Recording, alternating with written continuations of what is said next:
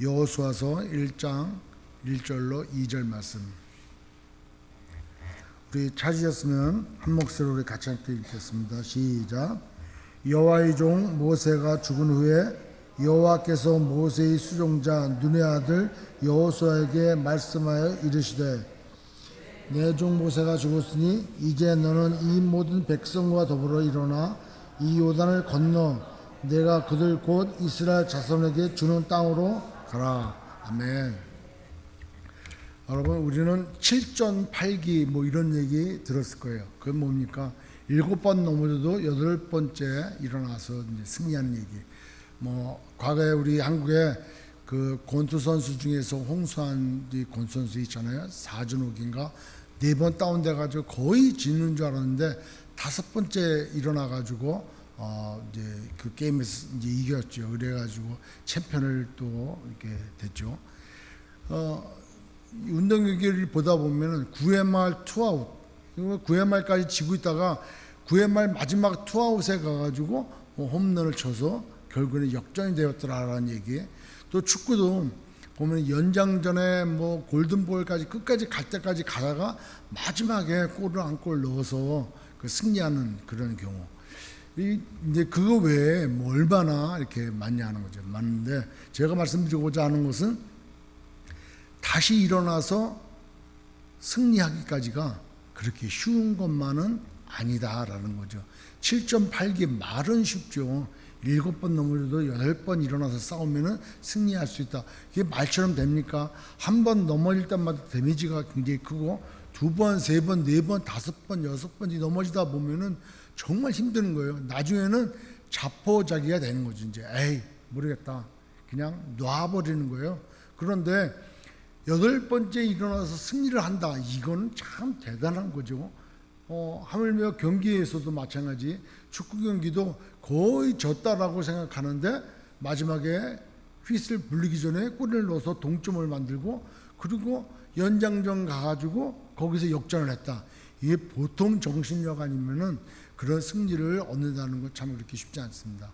9회 말 투아웃에 말로 홈런을 쳐서 물론 운이 따라서 그렇게 된다라고 할 수 있지만 그때까지 말루가 될 때까지 나가야 되는 거 아니에요? 그러다 보면은 보통 마음가짐을 다지지 않으면은 그 상황을 만들기가 어렵다고 하는 거죠.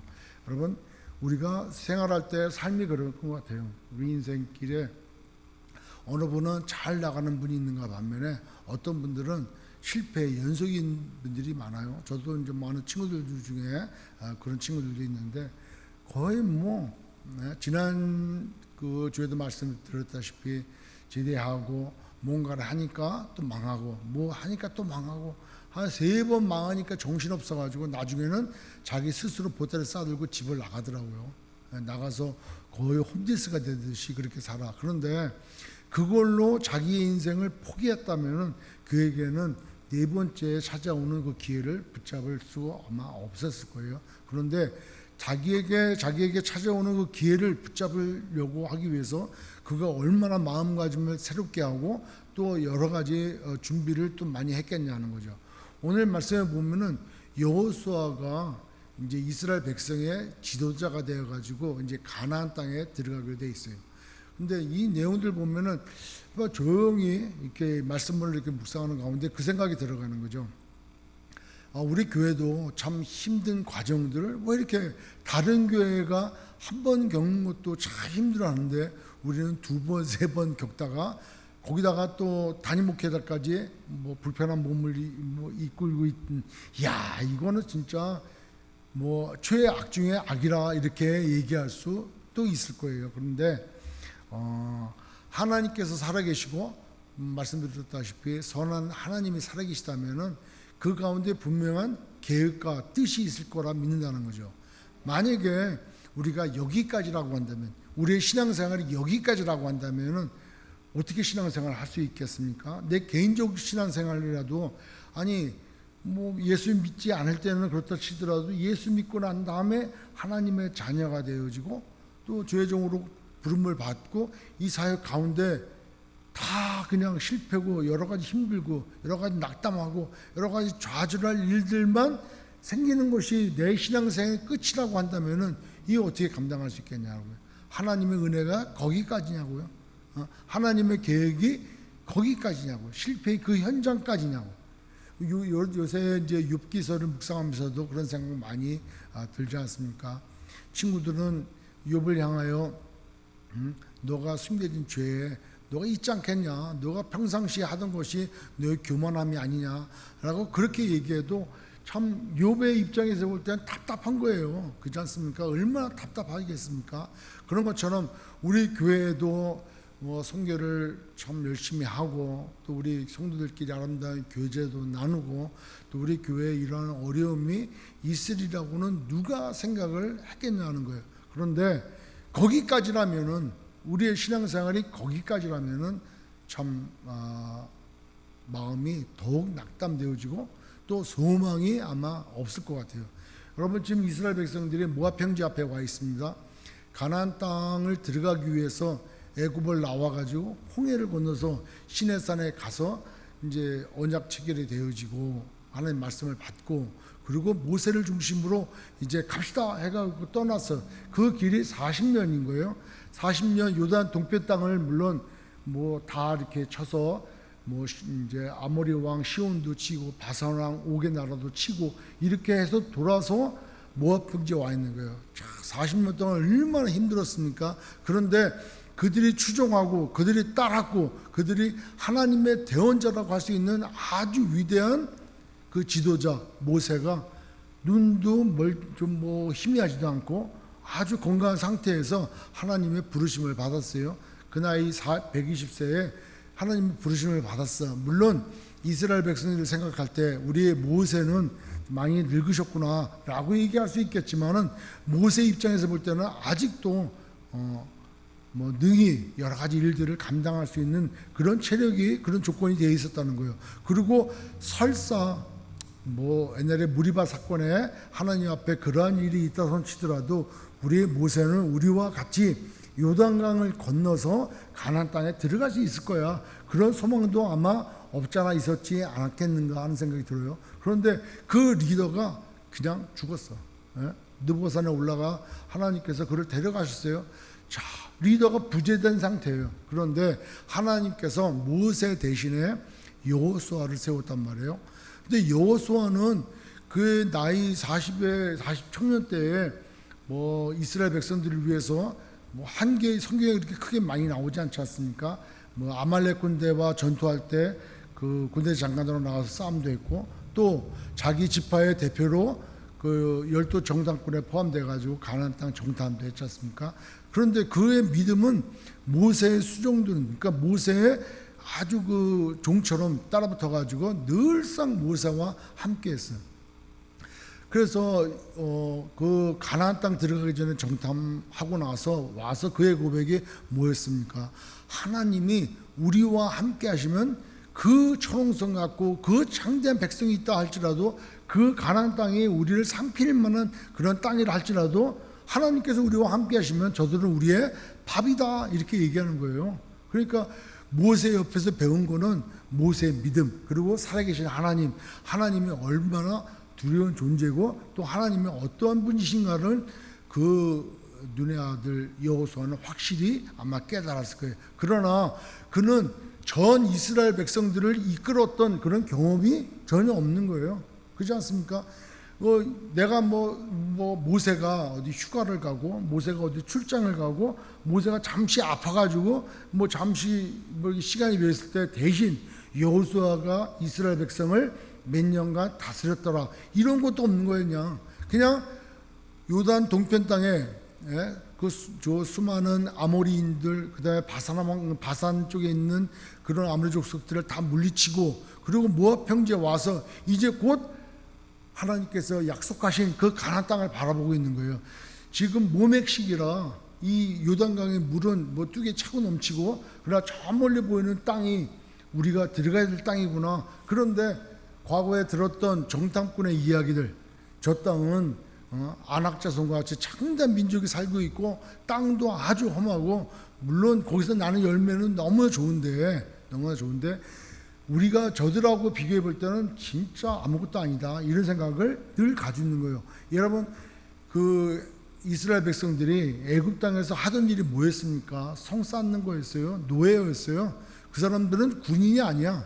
만약에 그들에게 신무기가 있다거나 잘 드는 칼들을 가지고 있거나 활을 진짜 우리 한국의 동이민족처럼 큰 활을 가진 민족이라든가 숙달된 전술가가 있다거나 이런 민족이 아닌 거예요.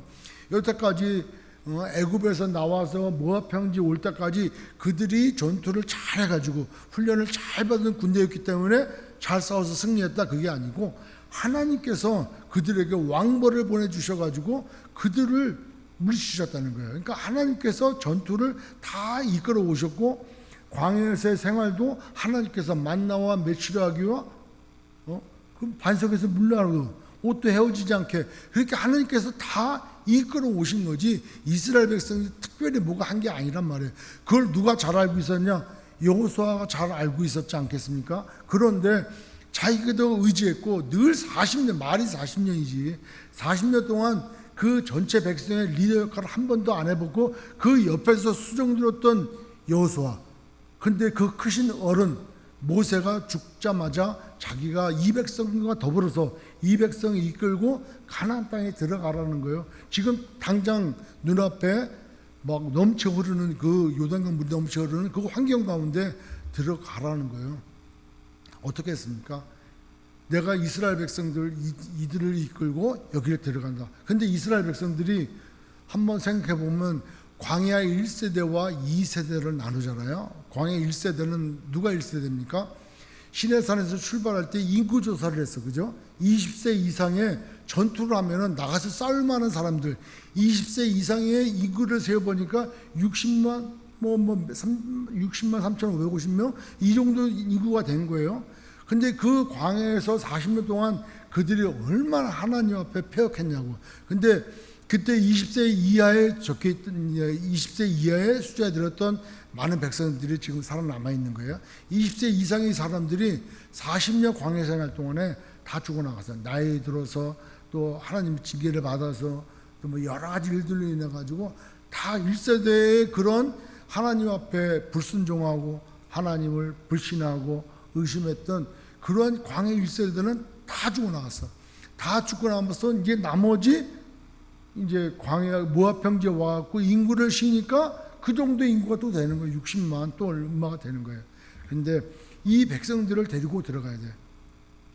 물론 모세가 이 광야 2세대들을 향해서 율법이 어떠한가에 대해서 신명기를 통하여 말씀을 하지만 실제 그렇게 경험이라든가 실제 어떤 주역이라든가 실제 어떤 뭔가를 해보지 않았던 광야 2세대 이 사람들을 데리고 지금 가나안 땅을 들어가야 되는 거예요. 한 번도 리더 역할을 안 해봤지. 앞에 환경도 그렇지, 여건도 그렇지. 그렇다고 군사로 잘 훈련됐고 조직되었냐? 그것도 아닌 거예요.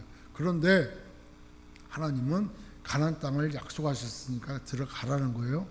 자, 이렇게 여호수아와 이스라엘 백성들이 가나안 땅에 들어가기 위해서 그들이 하나가 되어지고 그들이 새로운 어떻게 보면 광야 생활 40년 생활이 끝나고 이제 그들에게 맡겨진 가나안 땅을 정복하고 정착해야 될 그런 새로운 사명을 갖고 이제 들어가는 그 앞에 이스라엘 백성들이 준비해야 될 사항들이 있더라는 거죠. 그래서 다시 시작한다는 거.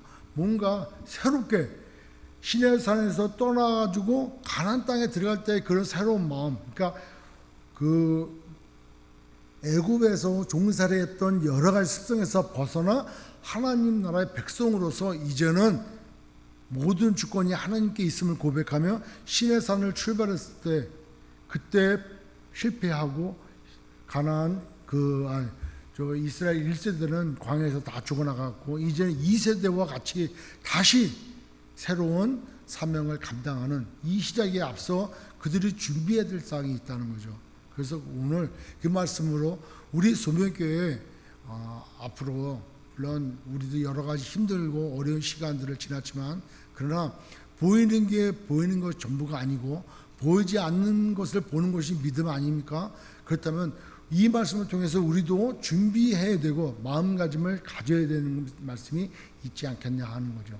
그래서 오늘 말씀을 통해서 우리 함께 도전받고 또 은혜받는 시간 되시길 주의 이름으로 축원합니다. 저는 개인적으로 제 생각을 하면은 뭐 힘들죠. 그렇지 않습니까? 교회도 부담되고 인원도 얼마 되지 않고 목사님도 뭐 제대로 이렇게 건강 상태가 좋지 않고, 근데 똑같은 거죠. 여호수아나 이스라엘 백성들이 그랬던 것처럼, 우리가 기대하는 것처럼 이스라엘 백성은 세계적으로 강대국이었더라. 무기도 아주 좋은 것만 가지고 있더라. 군사기술이 특별히 발달되어 있다. 너무 용감하다. 이러질 않았거든요. 얼마나 종살했던 사람들이고, 그 다음에 그들의 생활의 배경은 광해 생활인 거예요. 광해 생활. 광해에서 뭘 배웠습니까? 하나님 앞에 예배하는 걸 배웠잖아요. 양 잡는 거, 염소 잡는 거, 소 잡는 거, 이런 거는 잘할 수 있을 거야 아마. 예? 왜 매일 잡아서 번제로 드리고 화목제로 드리고 석곤제, 속죄제, 소제로 드렸으니까 그런 거는 어느 백성 못지않게 잘할 수 있을 거야. 그러나 전투하고 나가서 뭔가를 하고 뭐 반일을 하고 이런 거는 거의 아마 못했던 이스라엘 백성들인 거죠. 근데 그거와 상관없이 하나님께서 이스라엘 백성들을 사용하신다는 거죠. 따라서 이 얘기는 저희 형편이 어떠하든지, 또 우리의 환경이 어떠하든지, 우리의 조건이 어떠하든지 상관없이 하나님께서 쓰신다면 쓰시는 거라는 거죠. 그것을 우리가 믿을 때 주의 영광을 보는 줄 믿습니다. 오늘 이스라엘 백성들 앞에 주님은, 하나님은 이렇게 말씀하시는 거예요. 2절에 보니까 내 종 모세가 죽었으니 이제 너는 이 모든 백성과 더불어 일어나 이 요단을 건너 내가 그들 곧 이스라엘 자손에게 주는 그 땅으로 가라. 뭐래요? 일어나 가라는 거예요. 일어나 가라는 거예요. 여러분, 우리의 신앙생활은 멈춤이 없습니다. 우리의 신앙생활은 일어나 가야 되는 거예요. 뭐를 위해서? 그들의 사명이 있는 거예요. 이 가나안 땅을 하나님께서 주시기로 약속했다는 거죠. 더 나아가 하나님께서 수많은 민족 중에서 왜 이스라엘 민족을 택했습니까? 왜 히브리 민족을 택했습니까? 하나님의 전적인 주권 아닙니까? 아브라함을 창세기 12장 1절에 그를 부르셨어요. 너 본토 친척 아비집을 떠나 내가 내게 지시할 땅으로 가라. 그렇게 갔고 하란 땅에서 가나안 땅 들어올 때 그의 나이 75세란 말이에요. 그리고 약속의 잔자가 있기까지 25년이 지났어요. 근데 수많은 민족 중에서 갈대아 우르가 어딘지 알잖아요. 우상을 섬기는, 또 자력으로 먹고 사는 그런 족에서, 그런 곳에서 우상을 만드는 집안의 아들로 태어나서 잘 먹고 잘 사는 사람이 아브라함인 거죠. 그죠? 그 수많은 민족 중에서 그 민족을 택하시고 그 민족을 통하여 하나님이 이온 열방을 복을 받게 해주신다는 거예요. 그게 무슨 복입니까? 하나님이 진정한 우리의 참 신이시고 왕이시고 우리의 주인이시고 우리 아버지시라는 거예요. 근데 그거를 누굴 통해서? 이스라엘 민족을 통해서 그 일을 이루신다는 거죠. 아멘. 뭐 처음 들어본 것처럼 이렇게 멀뚱멀뚱 쳐다보면 마음이 어려움이지 이제. 그러니까 이스라엘 민족은 그 사명이 그거인 거예요. 가나안 땅에 들어가서 하나님의 약속의 말씀, 율법을 잘 듣고 스스로 하나님의 왕 되시고 우리의 리더가 되셔서 우리가 그렇게 잘 살 때 얼마나 풍요롭고 얼마나 기쁘고 얼마나 복받은 인생인가, 민족인가를 온 열방을 통해서 알게 해야 되는 것이 그들의 사명인 거예요. 그러니까 일어나 가라는 거예요. 그 멈추는 게 하나님의 뜻이 아니고 그것을 이루시는 게 하나님의 뜻인 거죠. 그러니까 우리의 신앙생활이 여기서 멈추면 안 되고 우리 2세대, 3세대까지 가야 되는 거예요. 우리만 신앙생활 잘했다, 이게 아닌 거죠. 그러니까 지금은 마치 다시 시작하는 그 즈음에 백지장에 그림 그리듯이 우리가 지금 그리고 있지만 우리가 그러한 사명감을 가져야 된다는 거죠. 우리의 사명은 우리의 여건과 우리의 환경과 우리의 조건과 우리의 능력과 상관없이 하나님께서 일어나 가라는 거예요. 모세가 죽었어. 가나안 1세대 우리 위에 조상들이 다 죽었어. 뭐 전쟁을 위하여 준비된 민족이 아니야. 그럼에도 불구하고 일어나 가라는 거예요. 일어나 가라는 거예요. 여러분, 우리들 마음 가운데 그 사명을 잊지 말아야 되는 게 있습니다. 내가 왜 그리스도인이 됐는가? 영생을 얻기 위해서, 내가 천국 가기 위해서 예수 믿어, 물론 그것도 포함이 되지만 그 정도만 생각하면은 우리는 너무 낮은 거야. 예? 우리를 통하여 하나님께서 열방이 복을 받게 하시기를 원하시는 거예요. 믿습니까? 우리를 통하여 하나님께서는 열방이 복을 받아야 돼. 누군가는 믿어야 또 누군가에 가서 예수가 그리스도이심을 증거할 것 아니겠습니까? 따라서 우리는 내가 잘 믿는 것으로 끝나면 절대 안 되는 거죠. 우리 교회도 마찬가지. 그러니까 우리는 축복의 통로가 되어야 되는데 일어나 가라 하는 주의 말씀처럼 우리는 일어나 예배드리고 전도하고 또 나가서 막 끌어들이고 뭐 그러자는 거 아니에요. 그렇게 되자는 하는 게 아니고 우리를 보고 주님이 뭐라고 그러셨냐면 너희는 세상의 빛이다 그랬어요. 빛이 될 것이다가 아니라 너는 세상의 빛이라 그랬어요. 빛. 그리고 너희는 세상의 소금이라 그랬다는 거죠. 그러니까 우리가 빛이 되어야 돼. 빛은 눈이 말씀드리지만 빛은 자기가 비추려고 애를 쓰는 게 아니라는 거예요. 빛이니까 비춰지는 거예요. 그죠? 우리가 생명의 빛, 예수 그리스도의 빛이 우리 안에 있으면 비춰지는 거예요. 무슨 빛이 비춰집니까? 사랑의 빛, 화평의 빛, 성령의 열매의 빛이 우리의 삶을 통해서 그냥 비춰지는 거예요. 내가 사랑하고 화평하고 인대하고 이게 아니라 노력해가지고 사랑하려고 하는 게 아니라 아이고 내가 그래도 사랑해야지, 내가 참고 사랑해야지, 아우 저 왼수 내가 그래도 이 일을 꽉 깨물고 내가 사랑해야지. 그래서 이만 부러진다니까. 그러니까 그렇게 사랑하면 안 돼요. 그래서 우리 교회 근처에 치과가 많으면 이상하다고 생각해야 돼요. 진짜 이상하게 생각해야 돼요. 우리는 자연스럽게 사랑이 돼야 돼. 자연스럽게 그러려니까 용서가 돼. 내 눈에 흙이 들어올 때까지 내가 절대 용서하지 않아. 그런 분들 우리 그리스도인들 중에 있다면 가서 눈에다 흙을 좀 뿌려. 용서가 되어야 사랑을 할 거 아니에요. 그러니까 그 용서는 내가 하려니까 안 되는 거지. 그렇지 않습니까? 하나님께서 그 크신 사랑으로 우리를 용서하셨으니까 그분이 이 땅에 오셔서 우리를 위하여 죽으셨지 않습니까?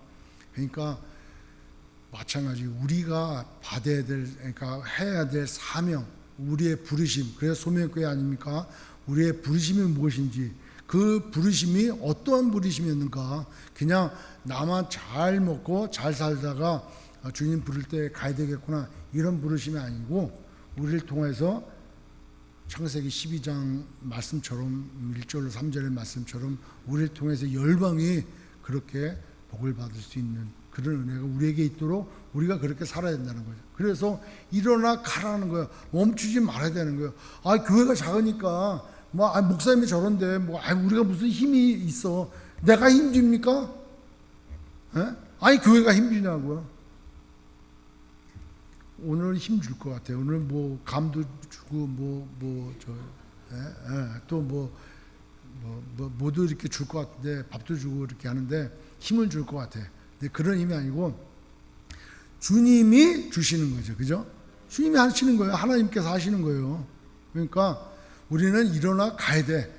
저를 바라보지 말고 교회가 뭔가 자기한테 해줄 거 생각하지 말고 자기 안에 있는 예수 그리스도의 능력으로, 예수 그리스도의 사랑으로, 예수 그리스도의 생명의 빛으로 빛을 비치는 삶을 살아가는 거죠. 믿으시면 아멘. 그렇게 살아야 돼요. 그러니까 제가 몸이 좀 불편하고 언젠가 말씀을 한번 여기에 와서 제가 9월 4일인가 11일 날인가 그때 설교 때 그 말씀을 드렸던 것 같아요. 그 고구마 전도왕 김기동 목사님이 집사님 때 그때 예수 처음 믿고 나서 교통사고로 나가지고 가족이 다 죽을 뻔하는 가운데 그 하나님을 만났지 않습니까? 그런데 그분이 이제 저도 이게 꽤 오래전에 들었던 간증이에요. 근데 이제 그 놀라운 간증이야. 막 기부사 한 상태에서 교회에 나와서 간증도 하고 구역 예배 나가서 간증하는 거야. 그러니까 사람들이 어떻게 저렇게 하나님을 진정으로 만났을까? 너무 부러운 거야. 그래가지고 오늘 권사님이 그러시더래.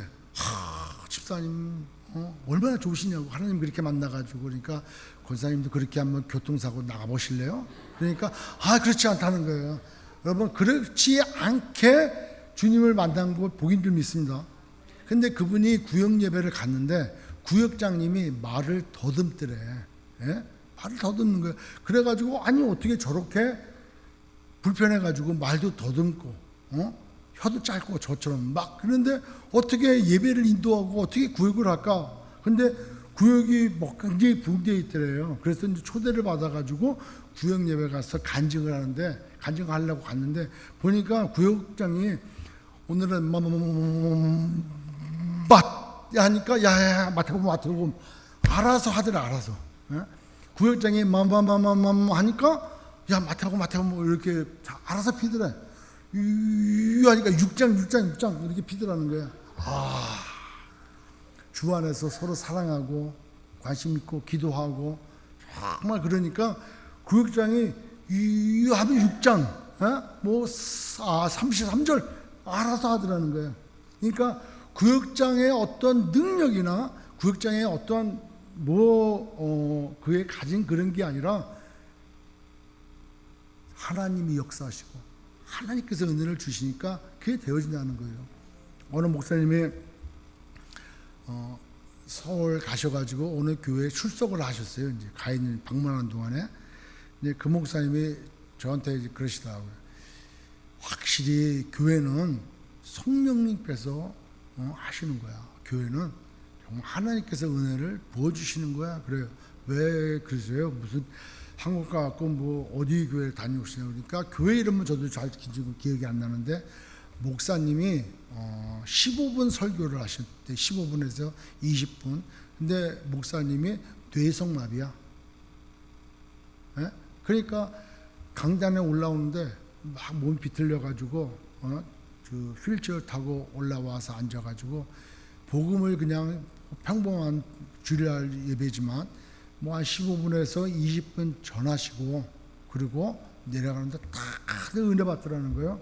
성도가 한 5천 명 정도 되는데 자 그러면은 그 목사님이 뭐 날고 기는 어떤 능력이 있고 날고 기어갖고 뭐 말씀을 쪼개고 이런 게 아니고 하나님이 하시더라는 거예요.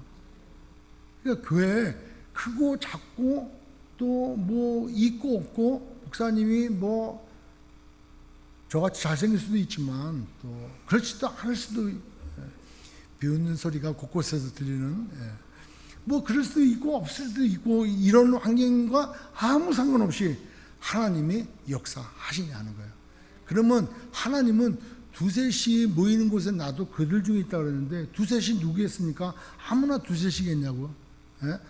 하나님 살아계시고 하나님이 역사하시고 하나님 우리 가운데 계시다라고 믿는 믿음을 가진 사람들이 우리께 모여있을 때 이 가운데 기쁨이 있고 이 가운데 하나님의 은혜가 있고 이 가운데 역사하심이 있는 줄 믿습니다. 여러분 잘 알고 있는 것처럼 평양 대부흥이 일어나기 전에 영국의 큰 부흥이 일어날 때 그 책에 보니까 웨일즈 지방에 모리아 교회라고 하는 조그만 교회 소녀 몇 명이서 그것도 본당이 아닌 다락방에 모여가지고 기도운동을 했다는 거예요. 열심히 몇 명이서 뭐 수십 명도 아니고 몇 명이서 모여가지고 하나님 우리 이 시대에 부흥을 달라고 교회에 부흥을 달라고 하나님께서 그곳에 부흥을 허락하셨어요. 그래서 웨일즈 지방에 영국의 큰 부흥이 돌아서 한국의 평양 대부흥이 이어지고 여기에 아주사 부흥이 이어지고 수십 명, 수천 명, 수백 명이 아니면 수만 명이 연합되고 모여가지고가 아니라 한 사람의 믿음의 사람이 진정으로 하나님 앞에 나갈 때 하나님께서 역사하신다는 거예요. 저분만 예수 잘 믿으면 돼. 저 집사님만 정말 잘 나오면 돼. 이게 아니라 나부터가 잘 나오고 나부터가 신앙생활 잘해. 신앙생활은 나하고 상관이 있는 거예요. 욥기서에 그거 아니에요? 욥기 친구들 엘리바스하고 또 소발하고 또 누가 큐티를 이제 한지 안 하는지는 오늘 이렇게 물어보면 나와. 근데 욥기에 나오는 그 친구들은 욥을 막 뭐라 그러잖아요. 그러잖아. 그러니까 근데 하나님께서 나중에 이제 어떻게 하시는가 우리가 욥기서를 또 묵상하면서 나중에 한번 나눠보자고 한번. 여러분 그래서 욥의 친구들이 욥한테 뭐라고 얘기하는지 또 욥이 그 친구들에게 대해서 또 뭐라고 얘기하는지 나중에 32장 지나서 하나님께서 그들에게 뭐라고 하시는지를 우리가 집중적으로 퀴트해 가면서 나중에 은혜를 나눌 때 아마 더 큰 은혜가 임할 줄 믿습니다. 여하튼 교회는 목사님의 능력 여하 물론 이단이 서 있으면 안 되겠죠, 그죠? 그러니까 그걸 분별할 줄 알아야지. 그러니까 목사님의 어떠함이 중요한 게 아니고 여러분의 어떠함이 중요한 게 아니고 교회의 어떠함이 중요한 게 아니고 정말 하나님의 말씀을 믿고 또 우리에게 주신 사명을 잘 깨닫고 내 부르심이 구원의 부르심과 사명으로 부르신 내 부르심이 무언가를 명확히 알 때 하나님께서 일어나 가라 그럴 때 갈 수 있다는 거죠. 우리의 신앙생활은 멈추지 않는다. 왜? 하나님께서 하시니까. 그러니까 하나님께서 하시는 것을 굳게 믿고 나가는 저와 여러분 되시길 주의 이름으로 축원합니다. 우리의 능력과 아무 상관없다는 거예요. 두 번째로는 그러면 뭘 믿고 나가냐? 일어나 가라 그러는데 뭘 믿냐? 뭘 믿습니까? 오늘 3절부터 한번 보죠. 3절에 1장 3절에 보면은 여러분 한번 찾아보시기 바랍니다. 3절부터 한번 쭉 한번 볼 거예요. 내가 모세에게 말한 바와 같이 너희 발바닥으로 밟는 곳은 모두 내가 너희에게 주었다 그랬어요. 주었노니 4절에 그 광야와 이 레바논에서부터 큰 강 곧 유브라데 강까지 해쪽 속에 온 땅과 또 해지는 쪽 대까지 너희 영토가 되리라. 내 평생에 너를 능히 대적할 자가 없으리니 내가 모세와 함께 있었던 것 같이 너와 함께 있을 것이니라. 내가 너를 떠나지 아니하리라. 아니하며 버리지 아니하리니 강하고 담대하라. 너는 내가 그들의 조상에게 맹세하여 그들에게 주리라 한 땅을 이 백성에게 차지하게 하리라. 무슨 말씀입니까? 그러면 약속하신 거예요. 약속을 우리가 기억해야 된다는 거예요. 하나님의 약속을 우리가 기억해야 되고 하나님의 말씀을 우리가 기억해야 돼. 그러니까 율법에 내가 네게 명한 거 아니냐? 내가 한 말을 네 기억하라는 거야. 그리고 너희 조상들과 또 내가 너에게 모세에게 약속한 약속을 기억하라는 거야. 하나님은 그 약속을 반드시 신실하게 지키시는 하나님이신 줄 믿습니다. 그렇기 때문에 일어나 가라는 거예요. 하나님께서 우리가 마가복음에 우리 묵상할 때 예수님이 제자들과 같이 저쪽으로 건너가자 그랬어요. 거라사 지방 갔다가 있다가 저쪽으로 가자 그랬어요. 아니야, 저기 거라사가 아니라 베다니에 계시다가 근데 저쪽으로 가자, 저리로 건너가자라고 하고 주님은 배꼽물에서 주무셨어요. 그죠? 그럴 때 배에 어떤 일이 일어났습니까? 폭풍우가 몰아쳤단 말이에요. 폭풍우가 몰아치니까 주님을 깨웠어. 주여, 우리가 곧 죽겠습니다. 이런 어떻게 좀 해보십시오. 우리 죽는 거 이거 가만히 보고만 계시겠습니까? 이런단 말이에요. 그러니까 믿음이 적은 자들아 그래요. 폭풍과 잠잠하라 이렇게 말씀하시고 그리고 믿음이 적은 자들아 언제까지 내가 너희에게 이렇게 하겠냐 하는 거예요. 주님이 뭐라고 하셨습니까? 저리로 가자는 거예요. 그러면 가면 되는 거죠. 믿습니까? 우리의 신앙생활이 예수 믿음으로 말미암아 우리가 구원을 받았고 예수 믿음으로 말미암아 우리가 하나님의 백성이 되었고 자녀가 되었고 우리가 앞으로 있어야 될 곳을 알고 있단 말이에요. 뭘로? 믿음으로. 누구 때문에? 예수 믿기 때문에. 이게 중간에 끝나? 고난이 오고 시험이 오고 어려우면은 우리의 신앙생활이 중간에 끝나냐는 거예요. 아닌 거예요. 하나님께서 한 의를 새기셨는데 의를 만드셨는데 하나님의 의는 뭐냐? 인간의 의로는 구원을 받을 수 없지만 하나님이 예비하신 의 예수 그리스도를 말미암아 우리를 의롭게 하시는 그 의, 그 의로 우리를 구원을 받는 거잖아요. 그러니까 그 의가 끊어지냔 말이에요. 로마서 8장 38절처럼 어떤 것을 끊을 수가 없단 말이에요. 이게. 그러니까 우리의 신앙생활은 끝까지 간다는 거예요. 그런데 그것은 약속 때문에 안 돼요. 하나님의 약속을 이렇게 창세 전에 하셨다는 거예요. 그러니까 그 약속을 믿고 우리는 일어나 가는 거죠.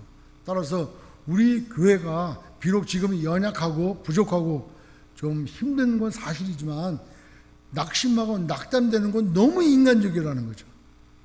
그렇지 않습니까? 너무 인간적으로 보면 그렇지 않습니까? 다 있잖아요.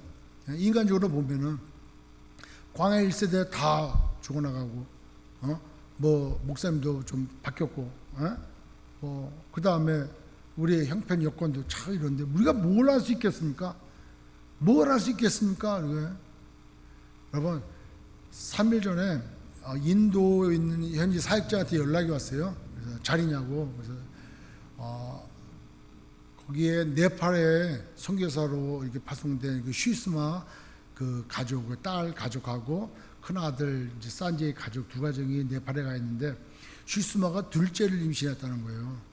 그래가지고 펀잡으로 좀 친정으로 처가로 처가 이제 시댁으로 와서 지금 몸조리하고 있다고 기도해달라고 그러더라고요. 그래서 내 몸은 어떠냐 이렇게 물어보고 너 교회는 어떠냐 그러니까 팬데믹이 좀 끝났고 여태까지 막 락다운 돼가지고 있는데 풀렸대요. 그래갖고 지금 모여서 예배를 드리는데 그 교회가 한 150, 우리가 갈 때는 200명 넘게 주일날 예배를 나왔는데 지금 한 30명 나와서 예배를 드린다고 하더라고요. 근데 그 사역자의 그 표현이 예배를 드리고 있다는 거예요. 네팔에서도 예배를 드리려고 그렇게 애쓰고 있다는 거예요. 저는 그거에서 정말 하나님 하시는구나. 하나님 하시는구나. 여러분, 우리가 뿌린 씨앗이 결코 없어지거나 하지 않는다는 거죠. 하나님께서 우리 교회를 세우신 목적이 분명히 있는 거예요. 미전도 종족을 향하고 우리 주변에 선교하고 전도하고 그래서 기쁨과 아름다움으로 이 예배당에 가서 예배 드리는 것 하나님께서 우리 교회에 주신 거 아니겠습니까? 교회를 그냥 세웁니까? 교회를 빚을 씁니까? 이거 아무 때나 세우고 아무 때나 문 닫고 이게 아니지 않습니까? 하나님 살아계시고 하나님께서 교회에 주신 약속이 있다는 거예요. 말씀이 있다는 거죠. 따라서 하나님께서 오늘도 말씀하시잖아요. 내가 너와 함께 하리라 하잖아요. 하나님이 우리와 함께 하시는 줄 믿습니다. 왜냐? 우리가 주님을 영접했잖아요. 그죠? 그러니까 우리 안에 성령님으로 와 계시잖아요. 성령 하나님이 우리 계시오. 그러면 우리 가운데 하나님이 계시는 거예요. 하나님께서 오늘도 이 시간에 우리의 예배를 받으시는 줄 믿습니다. 그거 하나가 틀려버리면 믿음이 없어져 버리는 거예요. 우리가 세상에 바라보는 거예요. 그러니까 우리는 믿음을 굳건히 잡아야 된다. 그 믿음을 굳건히 잡는 것은 믿습니다. 이렇게 믿음이 아니고 뭘 잡으라 해? 율법책을 노예에게서 떠나게 하지 말라는 거예요. 하나님의 말씀을 떠나지 말라는 거예요. 하나님의 말씀을 붙잡는 것은 하나님이 나와 함께 계시는 거예요. 하나님을 믿는다고 하면서 예수를 믿는다고 하면서 교회를 나온다고 하면서 성경의 말씀은 하나도 몰라. 그거는 우상한테 가서 비나이다 하고 뭔 차이가 있습니까? 물론 기본적으로 다른 게 있겠지만 하나님의 백성으로서 하나님의 말씀을 모른다는 것은 아니라는 거예요. 자기가 무슨 주님 십자가 달리실 때 우편 강도도 아니고 그러니까 지금은 우리가 하나님 말씀을 묵상하고 암송도 하고 자꾸 읽고 할 때 그 능력이 우리에게 임한다는 거예요. 그래서 하나님이 우리와 함께 하신 것을 어떻게 할 수 있냐? 말씀이 내게 가까이 있느냐? 그것을 늘 생각하시고 하나님의 약속과 말씀을 붙이시는 저와 여러분 되시길 주의 이름으로 축원합니다. 우리가 시작을 한다는 데 있어가지고 말씀도 없어, 믿음도 없어, 약속도 몰라, 다시 일어나라고 그렇게 얘기하는데 사명도 없어, 무엇 때문에 신앙생활을 하는지 몰라. 교회 점심 먹으러 오는 것도 아닐 텐데 무엇 때문에 신앙생활을 하고 있는지, 내가 어디로 가고 있는지 모르고 그냥 시계추처럼 왔다리 갔다리 하면은 이게 무슨 신앙생활이냐 하는 거예요. 다시 시작하는 우리에게 주님은 말씀하시는 거예요. 사명을 기억해라. 그리고 약속의 말씀을 붙들고 말씀을 떠나지 마라. 왜? 니들이 하는 게 아니고 내가 하는 거기 때문에 이 교회는 주님이 하신다는 거죠. 마지막으로 세 번째, 준비할 게 있다네. 말씀을 이렇게 여호수아 묵상하면서 이제 시간이 그러니까 빨리 이렇게 말씀을 드리는데, 첫 번째로 하나는 하나님의 백성으로서 갖춰야 될 게 있다는 거죠. 바로 여호수아서 3장 5절 한번 볼게요. 여호수아가 들어가기에 앞서 그렇게 얘기해요. 여호수아가 또 백성에게 이르되 너희는 자신을 뭐하게 하라? 성결하게 하라는 거예요. 그 다음에 여호수아서 5장 15절 보십시오. 여호와의 군대장이 복입에서 나왔죠. 여호수아에게 이르되 네 발에서 신을 벗으라는 거예요. 신은 뭘 의미하냐면 세상 것, 옛날 것, 과거의 것, 이걸 벗어버리라는 거예요. 새롭게 시작하는 이 점에 성결하라는 거예요. 그 과거에 쓸데없는 것들을 버리라는 거예요. 여러분 그거 없이 아울러 같이 가. 이래도 그만 저래도 그만, 옛날에 했던 그 방식, 옛날에 했던 그 모습, 그 습관, 그거 하나 고치지 못하고 그대로 무슨 새롭게 시작을 하고 무슨 다시 시작을 하고 무슨 부흥을 우리가 꿈꿀 수 있겠습니까? 돌이켜야 되는 거예요. 네 발의 신을 벗으라는 거예요. 네 자신을 성결하게 하라는 거예요. 그리고 5장 2절 15절부터 먼저 봤는데 5장 2절 뭘 행하라? 5장 2절에 할례를 행하라는 거예요. 이스라엘 백성들이 할례를 행했는데 광야 생활 기간 동안에 이 광야 2세대가 할례를 행하지 못했어. 그러다가 요단강을 건너가지고 길갈에 모였을 때 할례를 행하라는 거예요. 이스라엘 백성으로서 이제 하나님께서 구별시켜 주시는 거예요. 정결하게 하라는 거예요. 다 같이 정결하고 구별되고 거룩하고 하나님의 백성으로서의 삶을 살라는 거예요. 우리가 다시 시작하는 데 있어서 우리는 교회를 부흥시켜야 됩니다. 부흥의 우리가 진정한 의미를 다 알고 있지 않습니까? 사람 많다고 해봤잖아요. 사람은 많다고 부흥이 아니라니까요. 그죠? 따라서 성결한 게, 거룩한 게, 세상과 구별됨이 그게 우선이다 하는 거예요.